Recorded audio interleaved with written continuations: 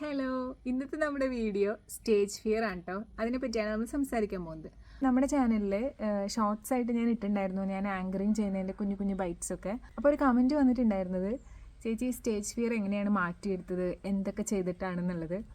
Actually stage fear എനിക്ക് കുഞ്ഞിലേ മുതൽ ഉണ്ടായിരുന്നോ എന്ന് ചോദിച്ചാൽ ചെറുതൊക്കെ ആയിട്ടുണ്ടായിരുന്നു, പക്ഷേ കുറച്ച് ആക്റ്റീവായിട്ടുള്ള ഒരു ടൈപ്പായിരുന്നു ചെറുതിലേ മുതൽ. ഞാൻ എന്ത് പരിപാടി ഉണ്ടെങ്കിലും പെട്ടെന്ന് അതിനകത്ത് കയറി പാർട്ടിസിപ്പേറ്റ് ചെയ്യുക. അതിപ്പോൾ സമ്മാനം കിട്ടിയാലും കിട്ടിയില്ലെങ്കിലും ഞാൻ മൈൻഡ് ചെയ്യാറില്ല. പിന്നെ ചെറുതിലേ മുതൽ നമുക്ക് കിട്ടുന്ന ചില കോംപ്ലിമെൻറ്റ്സ് ഉണ്ട്. നമ്മൾ വായിച്ചു തുടങ്ങുന്ന പ്രായമുണ്ടല്ലോ, ഒരു 4ാം ക്ലാസ് 3ാം ക്ലാസ്സിലൊക്കെ മുതലേ ഇങ്ങനെ പതുക്കെ ഇങ്ങനെ പാഠപുസ്തകമൊക്കെ വായിക്കുമ്പോൾ ടീച്ചർ പറയാറുണ്ട്, ഡിഞ്ചു നല്ല സ്ഫുടമായിട്ടാണ് സംസാരിക്കുന്നത് അല്ലെങ്കിൽ വായിക്കുന്നതെന്നൊക്കെ. അപ്പം നമ്മുടെ ഉള്ളിൽ പതുക്കെ ഒരു കോൺഫിഡൻസ് ഇങ്ങനെ ബിൽഡ് ചെയ്ത് വരിക. അതായത് നമ്മുടെ സംസാരം കുറച്ച് ക്ലാരിറ്റി ഉള്ളതാണ്, സ്ഫുടതയുണ്ട്. നമുക്ക് പൊതുവേ ഒരു ഞാൻ സംസാരിച്ചാൽ കുഴപ്പമില്ല അങ്ങനെ ഒരു തോട്ട് ഉണ്ടാവും. കുഞ്ഞിലേ നമ്മൾ ഈ കുഞ്ഞു കുട്ടികളെ കോംപ്ലിമെൻറ്റ് ചെയ്യുമ്പോൾ അത് അവരുടെ ലൈഫിലെ തന്നെ അവരുടെ ഒരു മുതൽക്കൂട്ടാവാനുള്ളൊരു സാധ്യതയുള്ളത് കൊണ്ട് തന്നെ കോംപ്ലിമെൻറ്റ് ചെയ്യാൻ ആരും മറന്നു പോകരുത്, പ്രത്യേകിച്ച് പാരൻസ്. ഞാനൊരു 10ാം ക്ലാസ് വരെ ഭയങ്കര ബ്രില്യൻറ്റ് സ്റ്റുഡൻ്റ് ഒന്നും ആയിരുന്നില്ല. ഞാൻ അത്യാവശ്യം നന്നായി പഠിക്കാൻ തുടങ്ങിയത് +1 മുതലാണ്. എനിക്ക് ഇഷ്ടപ്പെട്ട സബ്ജക്റ്റ് അക്കൗണ്ടൻസിക്ക് ആയിക്കഴിഞ്ഞപ്പോൾ ഞാൻ കുറച്ച് അതിന് ഇഷ്ടപ്പെടാൻ തുടങ്ങിയിട്ടുണ്ടായിരുന്നു. പിന്നെ ഡിഗ്രിക്കൊക്കെ പഠിക്കുമ്പോൾ ഞാൻ അത്യാവശ്യം നന്നായി പഠിക്കുന്ന കൂട്ടത്തിലായിരുന്നു.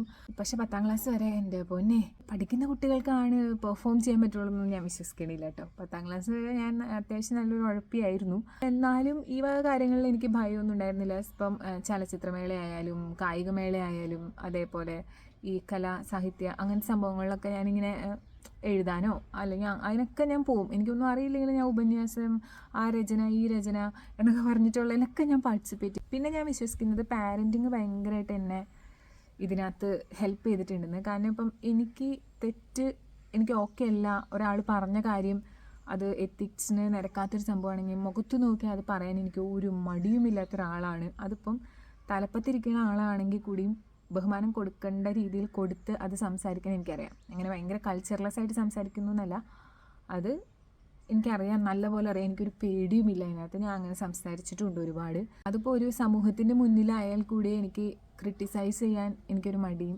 ഉണ്ടായിട്ടില്ല. അതായത് എനിക്കതിനെ പേടിയില്ല, മടിയെന്നല്ല, എനിക്ക് പേടി കുറവാണ് അങ്ങനത്തെ കാര്യങ്ങളിൽ. ചിലർ അതിനെ തൻ്റേടി എന്ന് വിളിക്കാറുണ്ട്, പക്ഷേ കുഴപ്പമില്ല, ആ പേര് ഒരു അലങ്കാരമായിട്ട് ഞാൻ അങ്ങനെ സ്വീകരിച്ചിരിക്കുന്നു. ചെറുതായിരിക്കുമ്പോൾ നമ്മൾ പോലും അറിയാതെ നമ്മൾ ഓരോ കാര്യങ്ങളിൽ അങ്ങനെ പാർട്ടിസിപ്പേറ്റ് ചെയ്യുന്നു, അങ്ങനെയൊക്കെ പോകുന്നു.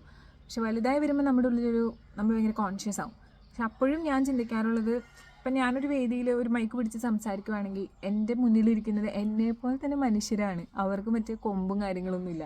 നമ്മൾ അങ്ങനെ അങ്ങോട്ട് ജഡ്ജ് ചെയ്യേണ്ട ആവശ്യവുമില്ല. അതാണ് നമ്മൾ പേടിക്കുന്നത്. അവരെ നമ്മൾ എന്തിനാണ് പേടിക്കുന്നത്? ചിലപ്പോൾ നമുക്ക് തെറ്റ് പറ്റുമ്പോൾ നമ്മൾ പാനിക്കാവും. അതൊക്കെ വളരെ നോർമലാണ്.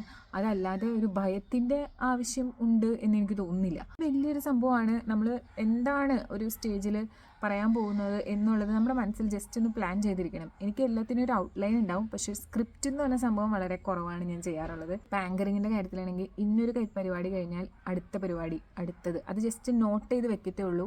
അതിൻ്റെ ഇടയിൽ പറയേണ്ട കാര്യങ്ങൾ അതൊന്നും ഞാൻ കാണാപ്പാഠം എഴുതി പഠിച്ച് വെക്കാറില്ല. എനിക്ക് അപ്പം എന്താണോ തോന്നുന്നത് അത് ഞാൻ നന്നായി കൺവേ ചെയ്യാനാണ് ശ്രമിക്കാറുള്ളത്.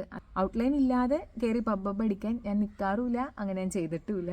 പിന്നെ നമുക്ക് വ്യക്തതയുള്ള കാര്യങ്ങളെപ്പറ്റി മാത്രം സംസാരിക്കുക. പ്രത്യേകിച്ച് മൈക്കിൽ, സ്റ്റേജിൽ, ഒരു ഓഡിയൻസിന് മുന്നിൽ വ്യക്തത വേണം. നമ്മൾ എന്ത് കാര്യമാണ് പറയാൻ വന്നത് അതിനെക്കുറിച്ചൊരു ഡീപ്പായിട്ടുള്ളൊരു നോളജ് ഉണ്ടാക്കിയെടുക്കുക എന്നുള്ളത് വളരെ ഇമ്പോർട്ടൻ്റ് ആണ്. ഒരു 2 വർഷം മുന്നേ ഞാനൊരു ക്ലാസ് കൊടുത്തായിരുന്നു. അഡോളിസൻ കുട്ടികൾക്ക് വൈറ്റമിൻസിനെ കുറിച്ചിട്ടൊരു ക്ലാസ് കൊടുത്തായിരുന്നു. അന്ന് ഞാൻ നല്ലോണം വീട്ടിൽ ഹോംവർക്ക് ചെയ്തിട്ടാണ് ആ ക്ലാസ് കൊടുക്കാൻ പോയത്. അപ്പോൾ ഞാൻ ഭയങ്കര കോൺഫിഡൻ്റ് ആയിരുന്നു. കാരണം അവരെന്ത് ചോദിച്ചാലും പറയാൻ പറ്റണം എന്നുള്ളൊരു ആ ഒരു കോൺഫിഡൻറ്റ് നമുക്ക് ഉണ്ടാവണം. അതിന് നമ്മൾ ഡീപ്പായിട്ട് അതിനെപ്പറ്റി സ്റ്റഡി ചെയ്തിരിക്കണം. അത് ഗവൺമെൻറ്റിൻ്റെ ഒരു ക്ലാസ് ആയിരുന്നു, പഞ്ചായത്തിൻ്റെ തലത്തിൽ അറേഞ്ച് ചെയ്തൊരു ക്ലാസ് ആയിരുന്നു. അപ്പോൾ ആ ക്ലാസ് എടുക്കാൻ പോയപ്പോഴും എൻ്റെ കോൺഫിഡൻസ് ലെവൽ ഒന്നും കൂടെ കൂടിയിട്ടാണുള്ളത്. ഒരു പരിപാടിക്ക് നിങ്ങൾ സ്റ്റേജിൽ കയറി ഒരു പരിപാടി അവതരിപ്പിക്കാൻ പോകണമെന്നുണ്ടെങ്കിൽ വെൽ ഡ്രസ്ഡ് ആയിട്ടിരിക്കുക. അവിടെ മാറ്റി ഇവിടെ മാറ്റി നമ്മളെപ്പോഴും അതിന് പണിഞ്ഞുകൊണ്ടിരുന്ന് കഴിഞ്ഞാൽ നമ്മളുടെ ശ്രദ്ധ തെറ്റും.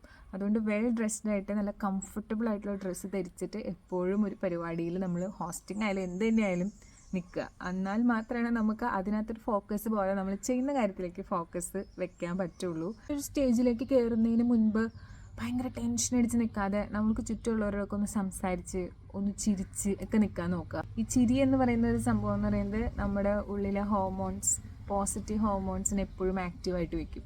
അപ്പോൾ നമ്മളിങ്ങനെ മുഖം ഇങ്ങനെ പിടിച്ചിട്ട് നിൽക്കുവാണെങ്കിൽ നമ്മുടെ ബോഡി അങ്ങനെ തന്നെ റിയാക്ട് ചെയ്യുള്ളൂ. അപ്പോൾ നമ്മൾ കുറച്ച് ചിരിച്ചൊക്കെ നിൽക്കാൻ ശ്രമിക്കുക. എല്ലാവർക്കും അത് പെട്ടെന്നൊന്നും പറ്റണം എന്നൊന്നുമില്ല.